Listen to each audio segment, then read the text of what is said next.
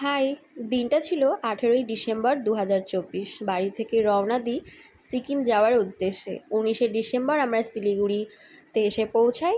যেহেতু বাড়ি থেকে আমরা হোটেল বুক করে রেখেছিলাম, তাই ওখান থেকে আমাদেরকে গাড়ি পাঠিয়ে দেয়। আমরা সেই গাড়ি করে রওনা দিই পেলিং যাওয়ার উদ্দেশ্যে। অনেক রাস্তার জার্নি করে ফাইনালি আমরা পৌঁছাই পেলিংয়ে। আর পেলিংয়েই ছিল আমাদের হোটেলটা, মণ্ডল রেসিডেন্সি।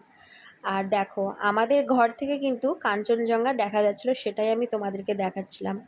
জীবনে প্রথমবার নিজের চোখে কাঞ্চনজঙ্ঘা দেখার অনুভূতিটাই আলাদা, যেটা তোমাদেরকে ফোনে বলে বোঝানো যাবে না, নিজের চোখে না দেখা পর্যন্ত। পাহাড় মানেই সৌন্দর্য। আর এটা ছিল আমাদের রুম। আমরা মোট ছিলাম 6 জন।